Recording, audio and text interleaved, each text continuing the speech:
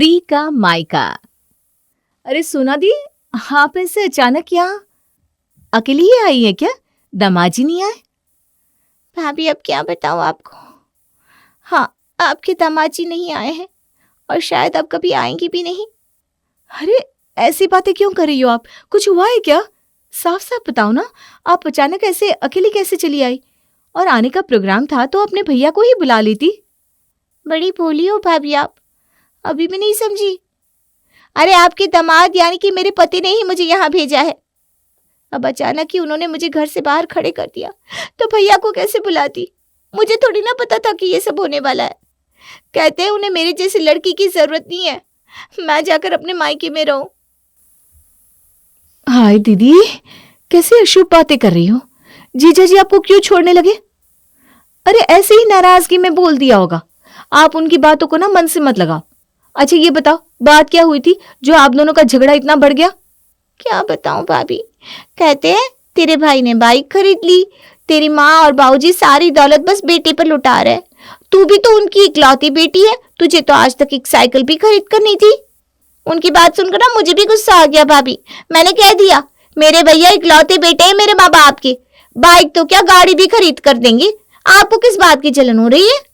बस इतना कहना था कि वो तो लगे मेरे ऊपर चिल्लाने। बातों ही बातों में बात इतनी आगे बढ़ गई कि उन्होंने मुझे ये कहकर घर से बाहर निकाल दिया कि अब तो मैं तभी उस घर में वापस जा सकती हूँ जब माँ बाबूजी मुझे भी कम से कम एक स्कूटी खरीद कर देंगे।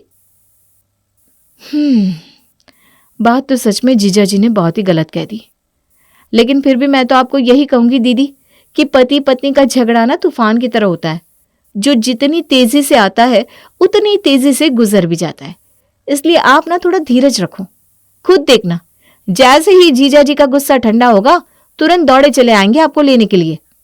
अरे नहीं ना भाभी, आप नहीं जानती उस आदमी को। मुझे पता है मैं कैसे एक एक दिन बिता रही हूँ उस घर में। जब तक मैं स्कूटी लेकर अपने ससुराल नहीं जाऊंगी ना, वो मुड़कर मेरी ओर देखेंगी भी नहीं। समझ में नहीं आता एक स्कूटी के लिए अपनी घर गृहस्थी खराब करके जीवन भर के लिए मायके में पड़ी रहूं या बेशर्म बनकर माँ बाबूजी के आगे गिड़गिड़ाकर पति की डिमांड पूरी करवा लूं। समस्या तो वाकई बहुत कठिन है दीदी, और कहते हैं ना किसी को सलाह देना बड़ा आसान होता है, लेकिन उस सलाह पर अमल करना उतना ही कठिन। मुझे समझ में नहीं आता आपको क्या सलाह दूं। जिसका घर संसार बिखरता है तकलीफ तो उसी को समझ में आती है। मेरी क्या है, मैं तो कह दूंगी छोड़ दो जीजा जी को, लेकिन आपका तो सारा जीवन ही बेरंग हो जाएगा ना उनके बिना। आप बिल्कुल ठीक कहती हैं भाभी, मुझे समझ में नहीं आ रहा क्या करूं। मैं उनके बिना अपने जीवन की कल्पना भी नहीं कर सकती। अरे आप चिंता मत करो, मैं माँ जी से बात करती हूँ। अरे क्या फर्क पड़ जाएगा, एक स्कूटी की तो बात है ना। और बात तो कहीं ना कहीं जीजा जी की भी ठीक ही है। इस प्रॉपर्टी में आपकी भी तो बराबरी की हिस्सेदारी है। मैं आपके भैया और माँ बाबूजी से बात करके जल्दी ही स्कूटी का इंतजाम करती हूँ। आप चिंता मत करो दीदी, आपका घर संसार मैं उजड़ने नहीं दूंगी। और दामाद को ना थोड़ा समझदारी से हैंडल करना पड़ता है, वरना रिश्तों को बिगड़ने में ज्यादा समय नहीं लगता। ननद की परेशानी को हल करने के लिए भाभी रिद्धि अपने पति और सास के पास जाती है। माँ जी, जीजा जी ने दीदी को धमकी दी है कि अगर वो स्कूटी लेकर नहीं जाएंगी तो वो उन्हें छोड़ देंगे।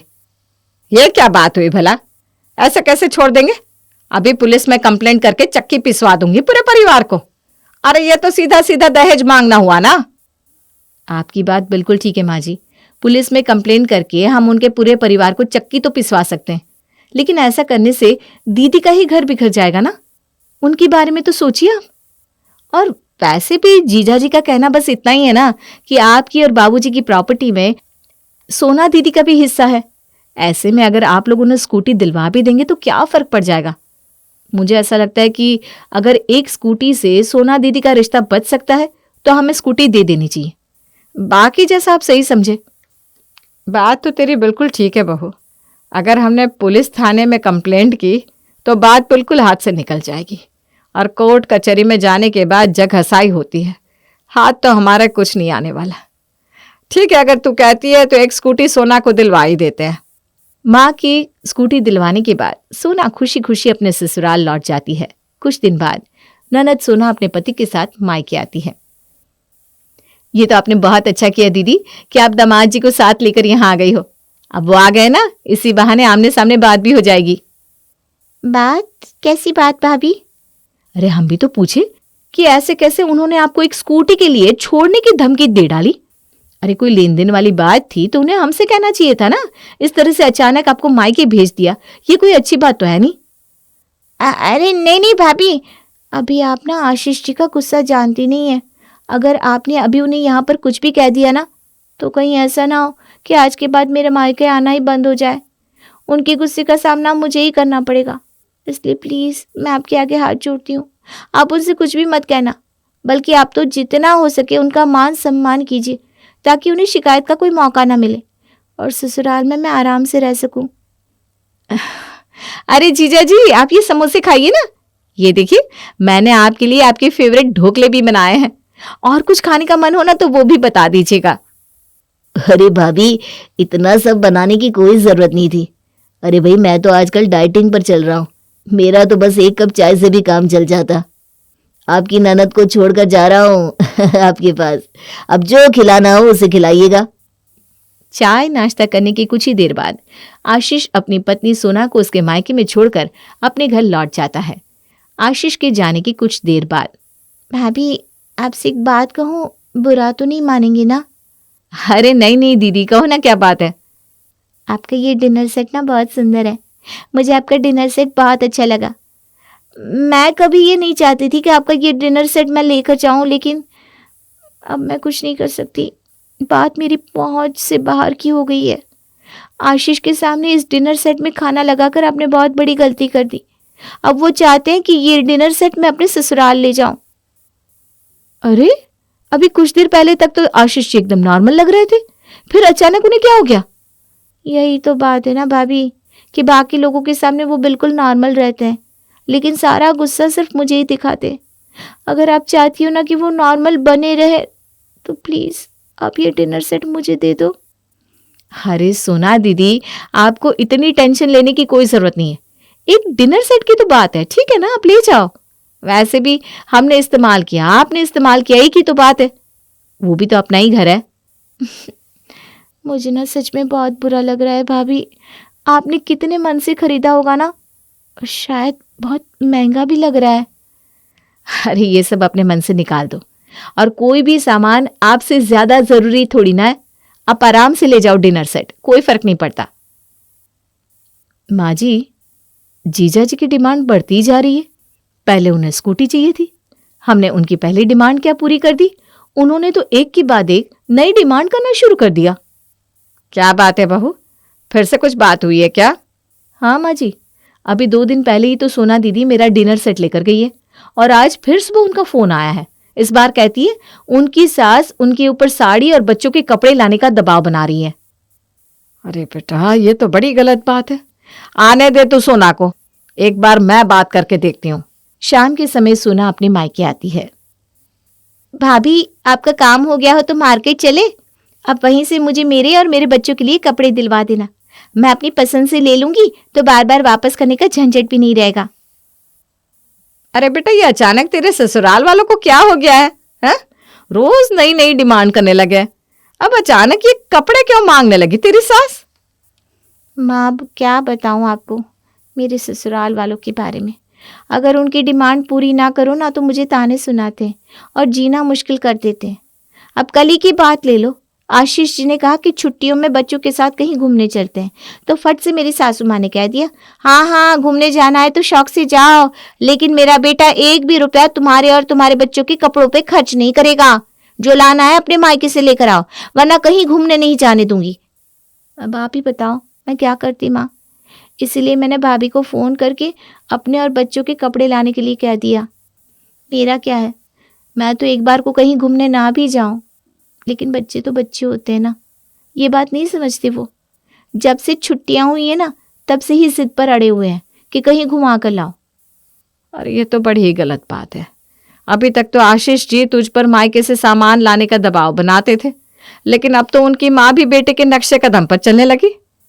मुझे ऐसा लगता है कि धीरे धीरे पानी सर से ऊपर होता जा रहा है। अरे बेटा, तू इनका विरोध क्यों नहीं करती? अगर ऐसे ही सबसे दबती रहेगी ना, तो ये लोग तेरे सर पर चढ़कर नाचने लगेंगे। मैं क्या करूं माँ, मेरे अकेले की बात होती ना तो मैं कब का वो घर छोड़कर यहाँ आ जाती, लेकिन बच्चों के बारे में सोचकर मैं कुछ नहीं कर पाती हूँ। आशीष और उनकी माँ के तेवर देखकर मुझे यही लगता है कि अगर मैंने उनका जरा भी विरोध किया ना तो वो लोग मुझे मायके ही छोड़ देंगे। ठीक है बेटा, कोई बात नहीं। बहू, तू इसको कपड़े दिला ला, बाकी की बातें बाद में करते हैं। सोना को कपड़े दिलाने के बाद माँ जी सोना दीदी को कपड़े दिला दिए हैं। वो मार्केट से ही अपने ससुराल के लिए निकल गई थी। वो सब तो ठीक है बहू, लेकिन अब मुझे ना ये सब ठीक नहीं लग रहा। अरे 1-2 बार की बात नहीं है, इसके ससुराल वालों ने तो रवैया बना लिया है। हाँ, 10 दिन में कुछ ना कुछ डिमांड कर देते हैं। ऐसे तो हम जीवन भर उनकी डिमांड ही पूरी करते रह जाएंगे। अरे बेटा, ये हवस की खोपड़ी कभी भरने वाली नहीं है। हम एक चीज देंगे, कल वो 2 और नई चीजों की डिमांड करने लगेंगे। इस बात का हमें कोई परमानेंट सोल्यूशन ढूंढना पड़ेगा। लेकिन माँ जी इस बात का सोल्यूशन आखिर क्या हो सकता है? मुझे तो कुछ सूझ ही नहीं रहा, आप ही बताइए। बेटा, अब इसका एक ही सोल्यूशन है। तू ऐसा कर, आशीष जी को फोन लगा और उनसे कह अकेले में मिलने के लिए घर आ जाए। इतने साल हो गए सोना की शादी को, आज तक उन्होंने कभी मेरे साथ कोई बदसलूकी नहीं की, हमेशा मेरा सम्मान किया है। मेरा दिल कहता है मेरी बातों को वो अन्यथा नहीं लेंगे और मेरे समझाने से जरूर समझ जाएंगे। सास की बात सुनकर बहू रिद्धि दामाद आशीष को अकेले में अपने घर बुला लेती है। नमस्ते मम्मी जी, आपने मुझे अकेले में यहाँ बुलाया, क्या बात है? आपकी बेटी की शिकायत करनी है क्या मुझसे? अरे नहीं, दीदी तो इतनी अच्छी है, उनकी क्या शिकायत हो सकती है। बल्कि हमें आपसे कुछ शिकायतें हैं। आप इजाजत दे तो बताऊं? अरे मुझसे शिकायत है? भाभी कहिए ना, आप बड़ी है, आप हुक्म करिए। इजाजत मांगते हुए आप अच्छी नहीं लगती। आपकी इन्हीं चिकनी चुपड़ी बातों में फंसकर मैंने अपनी इकलौती बेटी की शादी आपसे की थी आशीष जी। कभी सपने में भी नहीं सोचा था कि आप मेरी फूल सी बिटिया को इतनी तकलीफ देंगे। अरे मम्मी जी, लेकिन मैंने आपकी बेटी को कौन सी तकलीफ दे दी, मुझे तो पता चले। अरे ठाठ से रह रही है आपकी बेटी अपने ससुराल में, रानियों की तरह राज कर रही है, कौन सी तकलीफ है उसे? बेशर्मी की भी हद होती है। कितनी नीचता से कह रहे हैं आप कि वो अपने ससुराल में राज कर रही है। अरे छोटी छोटी बातों पर आप और आपकी माता जी उसे ताने देते हैं, मायके से सामान लाने का दबाव बनाते हैं। इतना ही नहीं, स्कूटी ना लाने पर तो आपने उसे घर तक से निकाल दिया था। उसके बाद भी कितनी शान से मेरे सामने बैठकर झूठ बोल रहे हैं। शर्म आनी चाहिए आपको। एक मिनट, आप लोगों को कुछ गलतफहमी हुई है। आपसे किसने कहा कि मैंने सोना को कहा था कि वो अपने मायके जाकर स्कूटी लेकर आए? उल्टा मैं तो उसे रोक रहा था। मम्मी जी, ढंग से स्कूटी चलाना नहीं जानती आपकी बेटी। मैं तो कभी नहीं चाहता कि वो स्कूटी ड्राइव करे, लेकिन वही जिद पर अड़ी थी कि मैं उसे स्कूटी दिलाऊं। जब मैंने दिलवाने से इनकार कर दिया तो कहने लगी, जाइए, अगर आप नहीं दिलवाएंगे तो क्या मेरे पास स्कूटी नहीं आएगी? मैं जाकर अपने मायके वालों से ले लूंगी। उसने गुस्से में कहा तो मैंने भी कह दिया, हाँ देख लूंगा कौन तुम्हें 1 लाख की स्कूटी दिलवाने वाला है। लेकिन मुझे तो सचमुच आज तक इस बात का आश्चर्य है कि आप लोगों ने आपकी बेटी की गलत डिमांड को पूरा कर दिया। एक बार भी मुझसे पूछना जरूरी नहीं समझा कि क्या वाकई में उसे स्कूटी की जरूरत है भी या नहीं। अगर कल को वो कोई एक्सीडेंट कर देगी या कोई नुकसान हो जाएगा तो क्या आप लोग जिम्मेदारी लेंगे? आशीष की बातें सुनने के बाद अब तो रिद्धि और उसकी सास का दिमाग चकराने लगा था। आपके कहने का मतलब क्या है? आपने दीदी के ऊपर कोई दबाव नहीं बनाया था कि वो मायके जाकर स्कूटी मांगे, बल्कि उल्टा वो जबरदस्ती यहाँ से स्कूटी लेकर गई हैं। जी हाँ भाभी जी, बिल्कुल सही समझा आपने।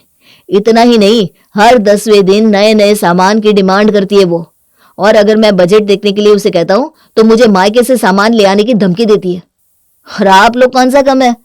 क्या जरूरत है हर 10वें दिन बेटी के ससुराल कुछ ना कुछ सामान पहुंचाने की? अरे आप लोगों को भी तो समझना चाहिए ना कि अब आपकी बेटी की शादी हो गई है और ज्यादा या कम जितना भी उसके पास है अब उसे उसी में एडजस्ट करने की आदत डालनी चाहिए। आप इसी तरह जीवन भर मायके से सामान भेजते रहेंगे तो वो तो कभी भी अपने ससुराल में एडजस्ट हो ही नहीं पाएगी। आशीष जी, आपकी बातें सुनकर तो मेरा दिमाग ही नहीं काम कर रहा। आप जो बता रहे हैं ना, पर हमें दीदी ने कुछ और ही कहानी सुनाई है आपके बारे में। अब जब सारी बातें खुल रही है तो हम भी आपको सारी बातें साफ साफ बता देते हैं। सोना दीदी ने हमें ये बताया और आपकी मम्मी दीदी के ऊपर मायके से सामान लाने का दबाव बनाती है और हमारी बेटी को उसके ससुराल में कोई तकलीफ ना हो, बस इसी डर से हम लोग जो भी सामान दीदी मांगती है वो आपके घर पहुंचाते रहते हैं। अरे हमें कौन सी खुशी मिलती है रोज रोज आपके घर इस तरह से कुछ न कुछ सामान पहुंचाने में। हम लोग भी किसी तरह खून की घूंट निकल रहे हैं बस। अभी 2 दिन पहले ही सोना यहाँ से अपने और बच्चों के कपड़े लेकर गई है। कह रही थी हम लोग कपड़े नहीं दिलवाएंगे तो आपकी मम्मी ने बच्चों के लिए कपड़े खरीदने से मना कर दिया है। कहती है अपने मायके से लेकर आओ। अरे झूठ है, बिल्कुल झूठ है ये बात। हम क्यों कहेंगे कि वो जाकर मायके से कपड़े लेकर आए? मेरे बच्चे मेरी जिम्मेदारी है, उन्हें कपड़े दिलवाने या नहीं वो मैं देखूंगा। क्या मैं आपको इतना गिरा हुआ इंसान लगता हूं मम्मी जी? 3 दिन पहले आपकी बेटी ने जिद पकड़ ली कि उसे देहरादून घूमने जाना है। मैंने उसे कितना समझाया कि अभी मेरा बजट कहीं भी बाहर घूमने का नहीं है, लेकिन वो टस से मस होने को तैयार नहीं हुई। तो मैंने इतना ही कहा, ठीक है किसी तरह टिकट के पैसे तो मैं एडजस्ट कर लूंगा, लेकिन घर में किसी के लिए भी नए कपड़े नहीं आ पाएंगे। जिसके पास जो है उसी से काम चला लेना। तो वो तुनक कर मायके भाग गई और यहां से बैग भर के कपड़े खरीद कर ले गई। आप ही बताइए क्या जरूरत थी आप लोगों को इतने सारे कपड़े खरीद कर उसे देने की? आशीष से बात करने के बाद उन्हें सारा माजरा समझ में आ गया था। आज तक वो आशीष को गलत समझ रहे थे। दरअसल उसकी तो कोई गलती ही नहीं थी, बल्कि सोना खुद अपने ससुराल वालों का नाम लेकर मायके से मुफ्त का सामान ऐंठ रही थी। आप लोग सोना को फोन करके बुलाइए और मेरे सामने बात करिए उससे। आशीष की बात सुनकर रिद्धि सोना को भी बुला लेती है और आशीष के सामने ही उससे सवाल जवाब करने लगती है। मम्मी मुझे माफ कर दो, मैं मानती हूँ यहाँ से सामान लेने के लिए मैंने आपसे झूठ बोला, लेकिन आप ही बताओ ना, क्या मेरा अब अपने मायके पर कोई अधिकार नहीं रहा? क्या मैं यहाँ से कोई सामान नहीं ले जा सकती? बिल्कुल ले जा सकती है बेटा, लेकिन तेरा तरीका गलत था। इस तरह पति और ससुराल की बुराई करना तो गलत बात है ना बेटा। रिद्धि की सारी पोल खुल चुकी थी। अब उसके पास अपनी बात साबित करने का कोई चारा नहीं बचा था, इसलिए वो सबसे माफी मांगकर आगे से ऐसी गलती ना करने की कसम खा लेती है।